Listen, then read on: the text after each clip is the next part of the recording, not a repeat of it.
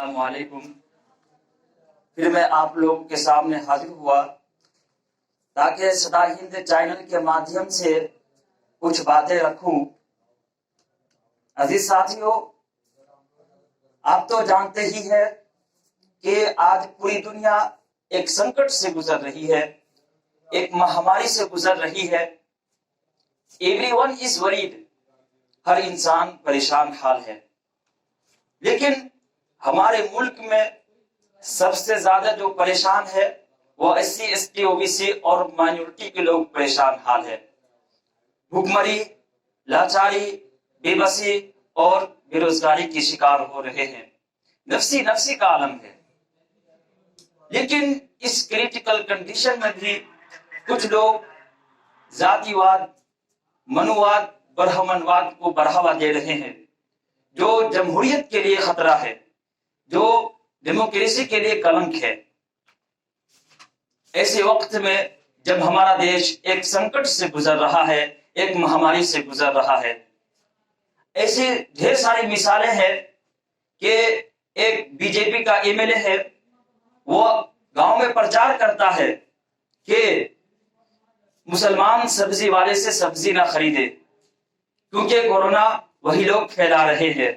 ठीक इसी तरह बिजनौर के अंदर एक बूढ़े पर यह आरोप लगाकर उनको जलील किया जाता है कि वो अपने केले पर पेशाब छिड़क कर बेचता है। ठीक इसी तरह लखीमपुर के अंदर ठेले पर तरबूज बेचने वाले चांद को यह आरोप लगाकर उसके बेटे के सामने पीटता है कि वह तरबूज पर कुल्ला कर बेचता है। मैं सवाल करता हूं आपसे, क्या कोई ऐसा कर सकता है? कतई नहीं कर सकता, क्योंकि उसकी रोजी रोटी उसी से चलती है और कोई भी व्यक्ति, कोई भी इंसान अपनी रोजी रोटी पर लात नहीं मार सकता। ठीक इसी तरह एक बीजेपी का विधायक है, वो राह चलते ठेले वाले से नाम पूछता है, उसको जलील करता है, उसको रुस्वा करता है। मैं पूछता हूं कि तुम कौन होते हो किसी से नाम पूछने वाले? तुमको किसने इस चीज की इजाजत दी कि तुम किसी से नाम पूछो, उसको रुस्वा करो, उसको जलील करो? आपने सुना होगा, आपने देखा होगा कि कुछ दिन नरेंद्र मोदी और मोहन भागवत ने यह ट्वीट किया था कि बीमारी न जात देखता है, न धर्म देखता है, न इंसान को देखता है।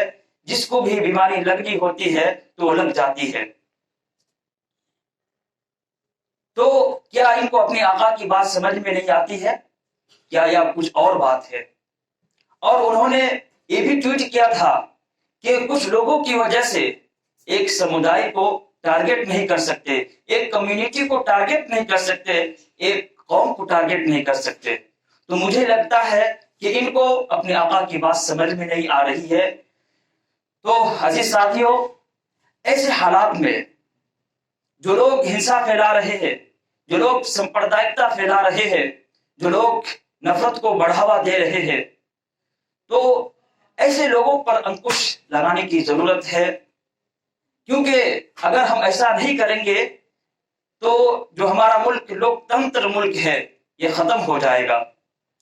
ऐसे हालात में जब हमारा मुल्क एक संकट से गुजर रहा है, एक महामारी से जूझ रहा है और SC ST OBC और माइनॉरिटी के लोग परेशान हाल है, भुखमरी के शिकार है, डिप्रेशन के शिकार हो रहे हैं, अस्पतालों की बुरी हालत है, सरकार इंतजाम करने में नाकाम हो रही है और सिर्फ 5% लोगों को गवर्नमेंट के जानिब से लोगों को मदद पहुंची है। जब गवर्नमेंट ने हाथ पर हाथ देकर बैठ गई और लोगों को उनके सहारे छोड़ दिया, ऐसे हालात में तब वो लोग जिन्होंने एक दूसरे को सहारा दिया, जिन्होंने एक दूसरे की मदद की है, जिन्होंने एक दूसरे को सहायता किया और जिन्होंने अपने जान को खतरे में डालकर एक दूसरे की मदद की है, ऐसे बहुत से लोग हैं। उसका मैं कुछ उदाहरण देता हूं कि उड़ीसा में जिसका नाम छाया रानी बानो है, उसके पास 8 एकड़ जमीन है, उसमें सब्जी उगाती है और गरीबों में तकसीम करती है, बेसहारों का सहारा बनती है। ठीक इसी तरह उड़ीसा के एक ठेकेदार है जो रेलवे में काम करता है, रोजाना 600 को खाना खिलाता है, गरीबों को मदद करता है, गरीबों की मदद करता है। ठीक इसी तरह कर्नाटक में दो भाई जिसका नाम तजम्मुल और मुजम्मिल, जिन्होंने गरीबों की मदद के लिए अपनी जमीन तक बेच दी है। ऐसे भी लोग हमारे हिंदुस्तान में रहते हैं। मैं इनको सैल्यूट करता हूं, मैं इनको सलाम करता हूं। ठीक इसी तरह श्रीनगर के अंदर रफीक नाम का एक शख्स है, जिन्होंने हज में जाने के लिए कुछ पैसा जमा किया था।